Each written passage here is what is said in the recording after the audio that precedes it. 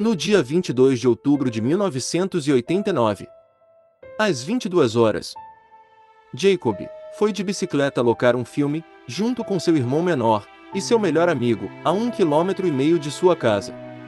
Chegaram à locadora sem problemas, e passaram alguns minutos navegando nas prateleiras, em busca do filme que queriam. Finalmente pegaram o filme. E depois de alugá-lo, voltaram para as bicicletas, e começaram a volta para casa. Estavam indo devagar, estava escuro, e eles usavam lanternas para ver. Na região semirural, não andava ninguém na estrada. Depois de andarem de bicicleta por alguns minutos, ficaram alarmados, quando um homem mascarado saiu de uma garagem e bloqueou seu caminho. O alarme deles se transformou em medo, quando o mascarado apontou uma arma para eles, e disse-lhes, para descerem das bicicletas. Ele disse para jogarem as bicicletas numa vala, perto da estrada. E fez com que os três se deitassem de bruços na estrada. Então perguntou a idade de cada um. Quando soube que Trevor, o irmão de Jacob, era o mais novo, disse-lhe para se levantar devagar e correr em direção a uma área arborizada ali perto. Ele o avisou que se fizesse algum barulho ou olhasse para trás, seria baleado. Aterrorizado, Trevor fez o que o homem disse. O mascarado então voltou sua atenção para os outros dois. Pediu aos dois que levantassem o rosto do asfalto e olhassem para ele, para que ele pudesse ver seus rostos. Após um momento de deliberação, ele pareceu se interessar em Jacob. Ele então disse a Aaron para se levantar e fugir lentamente, ameaçando, da mesma forma que fez com Trevor alguns momentos antes. Trevor e Aaron correram desesperadamente para a casa de Trevor. Não sabiam o que poderia acontecer com Jacob, nem que não o voltariam a ver. Todos se perguntavam o que teria acontecido com Jacob. Quem seria o agressor mascarado? Bem-vindo de volta a Mistérios Resolvidos. Meu nome é Alberto. Continuamos vendo casos do mundo todo. E hoje estamos mergulhando na história comovente de Jacob Veterno. Mas primeiro, se você está gostando do nosso conteúdo, considere se inscrever no canal, pois isso nos ajuda e nos motiva a continuar criando conteúdo intrigante para você. E vamos a um novo caso de Mistérios Resolvidos.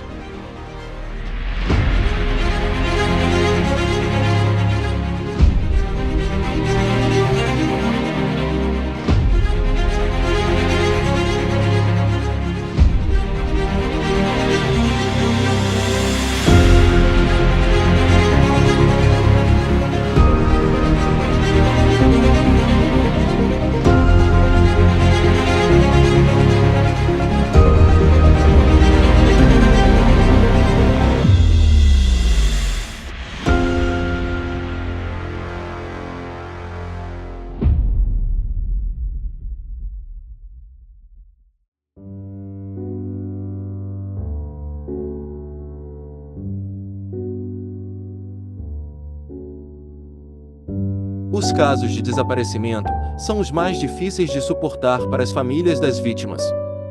Não há o fechamento trazido por um funeral.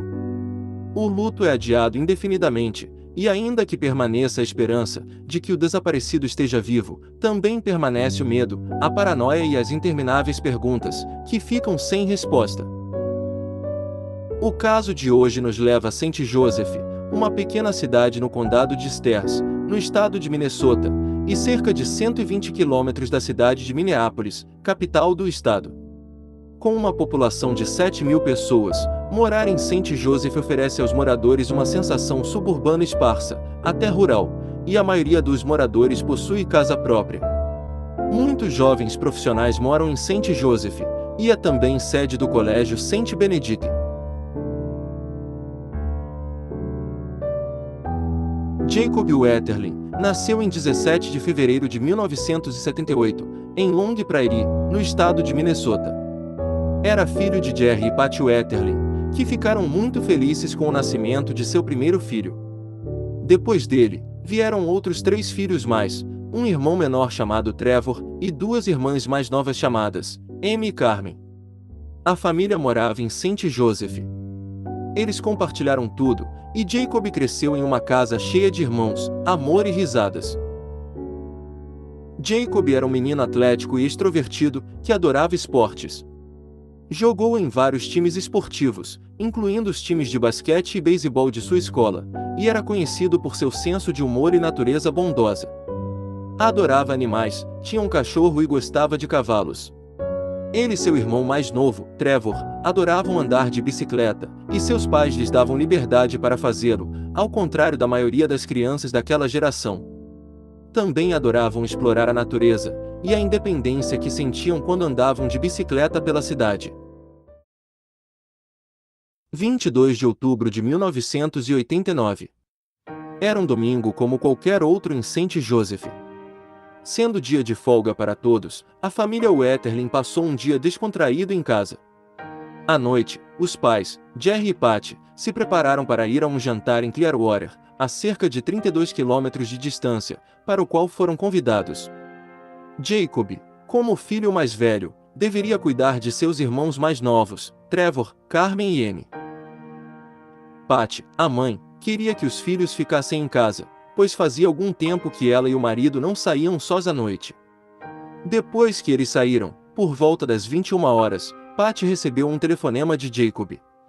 Perguntava se ele e seu irmão Trevor poderiam ir de bicicleta até a loja de conveniência local, para alugar um filme. Ela disse não, já estava escuro, e se fossem, significaria que teriam que deixar as irmãs mais novas sozinhas em casa, sem ter ninguém que as cuidasse. Os meninos ficaram desapontados, mas não desistiram. Então, ligaram para o pai, Jerry, e perguntaram se poderiam ir um momento até a loja. Eles prometeram que seriam cuidadosos, e que usariam coletes refletivos e lanterna no caminho até a locadora, que ficava a cerca de 1,5 km de distância. Também disseram que conversaram com seus vizinhos, que concordaram em deixar sua filha de 14 anos tomar conta das meninas, enquanto os dois irmãos iam de bicicleta até a loja. Vendo quantos meninos queriam ir, Jerry concordou. Não deveria ter feito isso.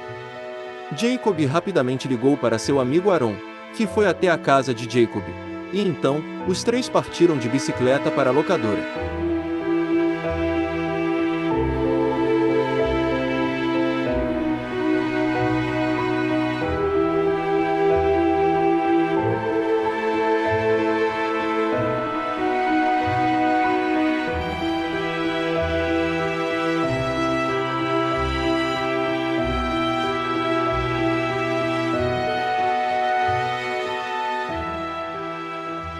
(22 de outubro de 1989, 23 horas). Quando o sequestrador os liberou, Trevor, o irmão de Jacob, e Aaron, seu melhor amigo, não sabiam, mas seria a última vez que o viriam vivo. Ambos, aterrorizados, correram para a casa de Jacob. Como os pais de Jacob não estavam, contaram o acontecido para a filha do vizinho, que tinha ficado cuidando das irmãs menores de Jacob. Os meninos ficaram visivelmente abalados, e a menina sabia que eles não estavam brincando, e que algo terrível havia acontecido. Ela ligou para o pai, Merlin Serzak, que foi até a casa dos Wetterling. Ele rapidamente ligou para Patty e Jerry, que ainda estavam no jantar. E também ligou para o 911. Merlin contou que os meninos foram à locadora, e quando voltavam, um indivíduo os deteve. Mas um dos meninos não voltou. Também disse que eles não viram nenhum veículo. E que o indivíduo estava mascarado. Patty e Jerry, os pais de Jacob, voltaram rapidamente para casa. Eles ficaram arrasados com o que aconteceu com Jacob, mas também ficaram aliviados porque seu outro filho, Trevor, estava seguro e em casa. Imediatamente uma busca intensa por Jacob começou.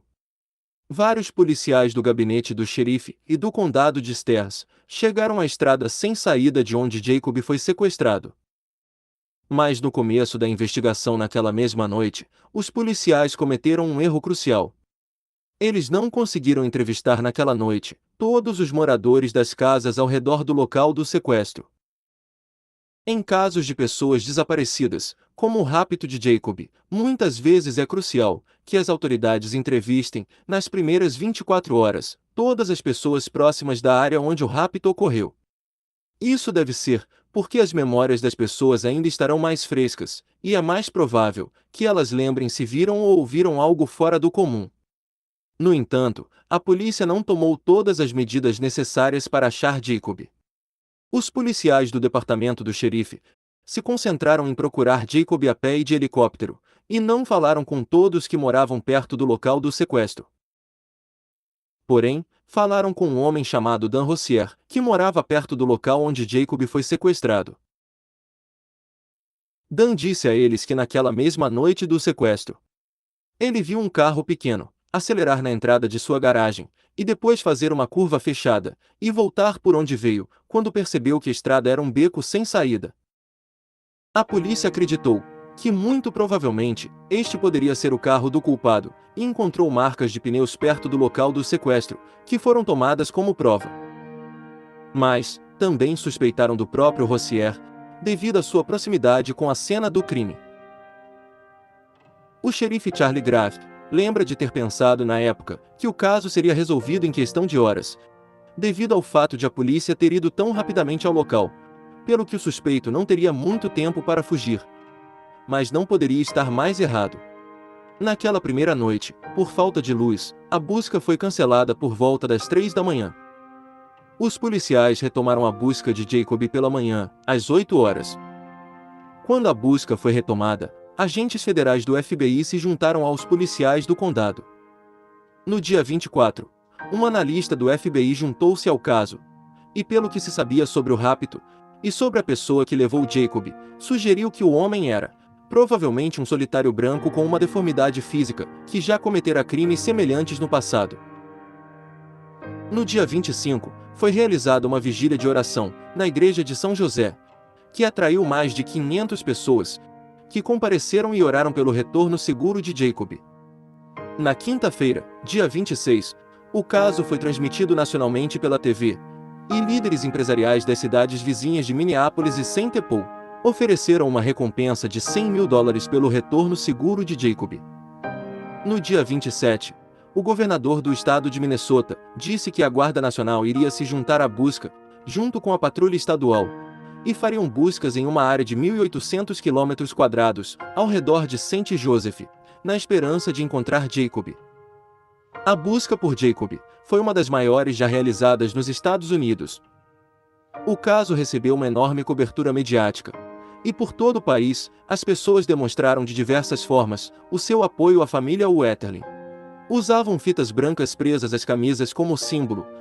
Milhares de folhetos foram impressos e colados nas vitrines das lojas, entregues em caixas de pizza e enviados pelo correio.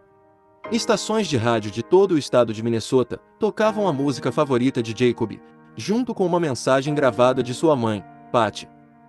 Numa era anterior à da internet, estes eram os métodos utilizados pelas pessoas para divulgar a criança desaparecida.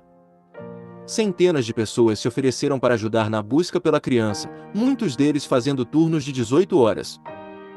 Cães farejadores foram usados para tentar rastrear um cheiro, mas sem sorte.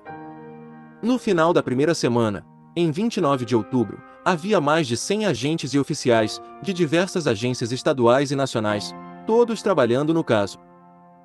Infelizmente, não havia nenhum vestígio de Jacob. Olhando para trás, muitos criticaram as autoridades da época por tornarem a busca muito grande e rápida.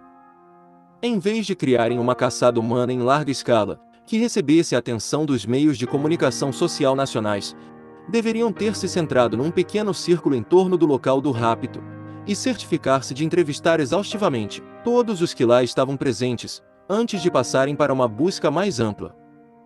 No mês de novembro de 1989, os investigadores divulgaram ao público retratos falados, em 3 datas diferentes.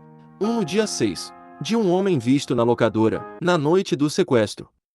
Eles o descreveram como alguém que olhava furioso para os clientes. Ele era branco, na casa dos 50 anos, pesava 90 quilos e cabelos brancos. 6 dias depois, em 12 de novembro, eles lançaram mais 2 retratos falados. Um era de um homem, que fora ouvido falando sobre o sequestro, na locadora que foram as crianças, 2 semanas depois de ocorrido. O outro era de um homem que teria tentado sequestrar um menino no subúrbio de New Brighton, no mesmo estado de Minneapolis. Eles disseram que ambos correspondiam ao retrato anterior, do homem visto à espreita, na locadora na noite do sequestro de Jacob. Receberam uma enxurrada de informações desses retratos, mas nenhuma deu certo. Em 13 de dezembro, os investigadores do FBI falaram com Jared Sherrill, uma criança de 12 anos, vítima de um ataque e sequestro, ocorrido em janeiro de 1989 em Cold Spring, uma cidade próxima. Os investigadores acreditaram que o culpado de ambos os casos poderia ser o mesmo indivíduo, e se encontraram com Jared para pedir-lhe que os ajudasse a criar um retrato falado do homem que o sequestrou. Esse retrato falado foi amplamente divulgado e gerou centenas de novas pistas e adicionou mais investigadores ao caso. Em 16 de dezembro, agentes do FBI entrevistaram um possível suspeito, um homem chamado Daniel Irish, residente em Painesville, a cerca de 50 quilômetros de St. Joseph. Houve vários sequestros e agressões contra meninos naquela área nesses anos, além dos casos de Jacob e Jared. Mas quando os agentes do FBI entrevistaram Irish, ele negou qualquer conhecimento destes casos. Os investigadores ficaram coçando a cabeça, imaginando onde procurar. Quase um mês depois, em 12 de janeiro de 1990, eles novamente se concentraram em Irish e o entrevistaram de novo. Desta vez, ele lhes forneceu seus tênis e amostras de pelos corporais para testar qualquer evidência que tivessem. 3 dias depois, em 15 de janeiro, Irish autorizou os investigadores a retirar os pneus traseiros de seu Ford XP Azul 1982 para testar as marcas de pneus que encontraram no local do sequestro de Jacob. No dia seguinte, 16 de janeiro, os investigadores descobriram que Irish possuía outro carro, um Mercury Topaz 1989. Isso significava que se ele tivesse sequestrado Jared, teria sido neste carro. Os investigadores tiveram acesso a este carro, e quando Jared sentou-se nele, disse que em uma escala de 1 a 10, o veículo tinha nota 8 ou 9, em termos de quão semelhante era ao carro em que ele foi sequestrado um ano antes. Em 24 de janeiro, a casa de Irish foi revistada por agentes, e eles confiscaram vários itens, incluindo 2 scanners policiais, uma maleta de transporte, listas de frequências de scanners, um par de botas e roupas. Em 26 de janeiro, Irish foi obrigado a aparecer numa fila policial, com outros 5 homens brancos, para Jared observar. Ele não conseguiu identificar se algum deles era a pessoa que o sequestrou, e avaliou Irish com apenas 4 numa escala de 1 a 10. Em 9 de fevereiro de 1990, o FBI recebeu evidências de que uma fibra encontrada nas roupas de Jared correspondia às fibras retiradas do Mercury Topaz de Irish. Naquele mesmo dia, Irish foi preso, em conexão com o caso de sequestro e agressão de Jared, mas negou qualquer envolvimento nele e foi libertado sem ser acusado. Depois disso, o número de agentes trabalhando no desaparecimento de Jacob começou a diminuir lentamente, à medida que o número de pistas para acompanhamento diminuía. Embora o caso não pudesse ser encerrado, já que as investigações de pessoas desaparecidas devem permanecer abertas, a pista foi perdida e o caso foi arquivado. Para a família Wetterling, toda a busca e investigação foi uma provação horrível. Apesar do apoio esmagador que receberam da sua comunidade e de pessoas de todo o país, ficaram com o coração partido pela perda do seu filho. À medida que o tempo passava, eles lentamente começaram a se perguntar se Jacob algum dia voltaria vivo para eles. Mas mesmo em seu luto, Patty Wetterling pensou que outras famílias como a dela não deveriam ter que suportar a dor que ela e sua família tiveram que passar. Para ajudar com isso, os Wetterlings anunciaram planos para estabelecer a Fundação Jacob Wetterling em 16 de janeiro de 1990.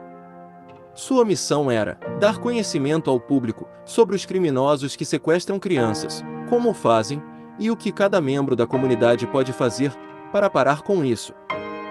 Embora a própria família estivesse sofrendo uma dor inacreditável, eles usaram essa dor para ajudar aos outros. O caso de Jacob mudou todo o panorama das leis dos Estados Unidos sobre esses casos. Em 1994, a Lei Federal Jacob Wetterling foi aprovada. Foi a época na história americana em que foi aprovada uma lei que tornava obrigatório que cada estado mantivesse um registro de agressores sexuais. Esta lei ajudou inúmeras outras pessoas, ao longo dos anos, a resolver os casos dos seus próprios filhos desaparecidos, e deixou um legado que continuará para sempre.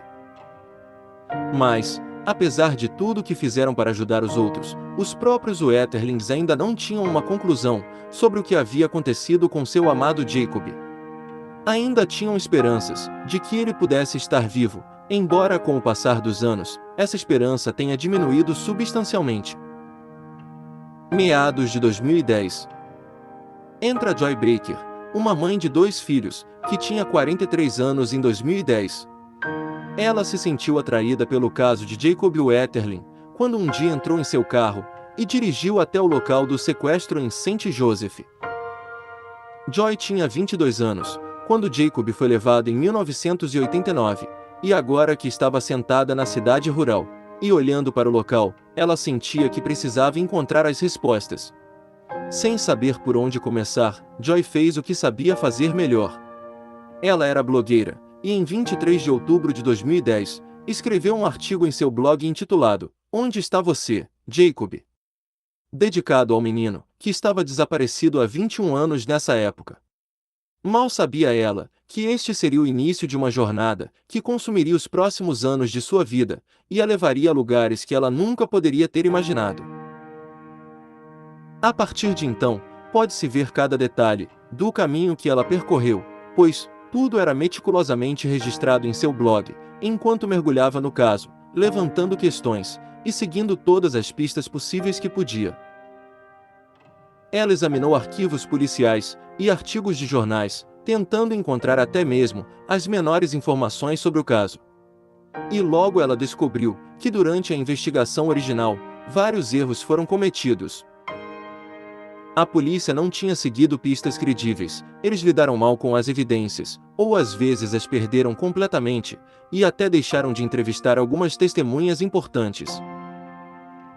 A pesquisa de Joy foi tão aprofundada que uma de suas postagens se concentrou exclusivamente nos boletins meteorológicos e na fase da lua na noite do sequestro.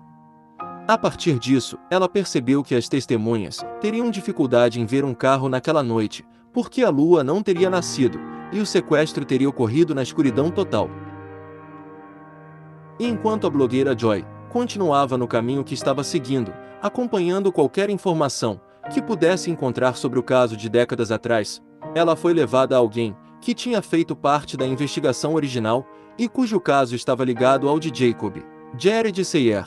Jared, nesse momento, um homem na casa dos 30 anos, ainda queria desesperadamente justiça pela experiência traumática que passou quando criança. Jared e Joy começaram a trabalhar juntos no caso, e o verdadeiro avanço veio quando eles se depararam com um artigo de jornal arquivado de 1987. Este artigo descreve uma série de sequestros e agressões a meninos que ocorreram entre 1986 e 1987. Tudo isso foi cometido da mesma maneira, por um homem mascarado e armado, e todos aconteceram dentro e nos arredores da pequena cidade de Painesville, que ficava a apenas 30 minutos de onde Jacob havia sido levado. Com a ajuda de Jared, Joy conseguiu rastrear várias vítimas, que agora eram homens adultos, e que queriam respostas para as atrocidades a que foram submetidos quando crianças. Juntos, Jared e Joy mapearam a localização de cada um dos ataques no que chamaram de Grupo de Assalto de Painesville. Eles ficaram chocados com as informações que encontraram e as forneceram à polícia, revigorando uma investigação que estava adormecida há décadas. De repente, a história se tornou uma grande história novamente, quando o blog de Joy se tornou viral, e surgiram denúncias para a polícia. O caso voltou a receber atenção nacional. Depois disso, o blog de Joy parou, enquanto a investigação policial assumia o controle. Finalmente, em 2015, 26 anos após o crime inicial, a polícia voltou à caça.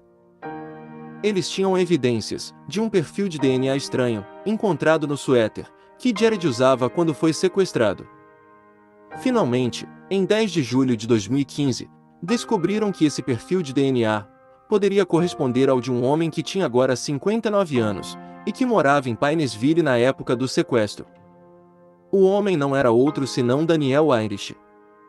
Ele esteve envolvido na investigação original, e também estava no radar de Joy e Jared, mas nunca houve nenhuma evidência concreta para condená-lo. Finalmente, em 27 de outubro de 2015, uma queixa criminal foi apresentada contra Irish. Embora o prazo de prescrição tenha expirado no caso de Jared, Irish foi acusado de 25 acusações por outros crimes. Depois disso, ele foi preso, e o caso foi a julgamento, onde seus advogados fecharam um acordo judicial, onde ele só seria acusado dos demais crimes, e não de sequestro ou homicídio. E em troca, em 31 de agosto de 2016, Irish mostrou-lhes onde havia enterrado o corpo de Jacob. O local ficava em uma fazenda nos arredores de Painesville, a cerca de 48 quilômetros de St. Joseph, não muito longe de onde Irish morava na época. Em 6 de setembro de 2016, quase 27 anos após o sequestro, Irish compareceu perante o tribunal e confessou ter sequestrado, agredido e assassinado Jacob Wetherly naquela noite fatídica, de 22 de outubro de 1989. Também confessou o sequestro de Jared, que havia ocorrido no início daquele ano. Ele narrou ao tribunal como estava dirigindo pela estrada, quando notou 3 meninos andando de bicicleta, com suas lanternas acesas na estrada escura. E disse que parou em uma garagem, e esperou que eles a atravessassem. Então sequestrou Jacob, e disse aos outros 2 meninos para correrem. Depois dirigiu com Jacob até Painesville, uma área com a qual ele estava familiarizado. Aqui, atirou nele. E deixou seu corpo em um poço de cascalho, em uma área isolada, perto de uma vala de esgoto. Então voltou para casa, e esperou algumas horas. Depois da meia-noite, voltou para onde tinha deixado o corpo de Jacob, e o arrastou 100 metros ao norte, de onde o havia baleado. Havia algumas obras na área, e encontrou um trator Lince, que é uma máquina de escavação, que ele sabia operar. Usou isso para cavar uma cova, e enterrou o corpo de Jacob nela. Ele acrescentou que voltou ao túmulo, cerca de 1 ano depois, e viu que estava parcialmente descoberto, e que a jaqueta vermelha de Jacob estava visível naquele momento. Isso preocupou, então desenterrou tantos restos mortais quanto pôde, e os levou para o outro lado da estrada, até uma fazenda rural e enterrou novamente seus restos mortais lá. Este foi o lugar que apontou para as autoridades, depois de ser preso. Irish foi condenado a 20 anos de prisão. Em janeiro de 2017, Irish foi transferido para o Federal Medical Center Devens, uma prisão federal em Massachusetts, para cumprir sua sentença de 20 anos. Com a recuperação do corpo de Jacob e a confissão de Irish, a investigação de décadas sobre um dos crimes mais hediondos que já ocorreu nos Estados Unidos chegou ao fim. Depois que o caso foi encerrado, os restos mortais de Jacob foram passados à família Wetherly, que conseguiu dar-lhe um enterro adequado, no cemitério de St. John em Collegeville, no mesmo condado de St. Joseph. Joy Baker, em seus esforços para ajudar a resolver o caso, tornou-se amiga íntima da família Wetherly. Ela disse que nunca entrou na investigação, por fama ou crédito, mas era apenas uma mãe, tentando ajudar outra mãe nessa terrível tragédia. Patty Wetherly e Joy Baker tornaram-se amigas de longa data, e até escreveram um livro juntas sobre sua história, intitulada Querido Jacob, A Jornada de Esperança de uma Mãe.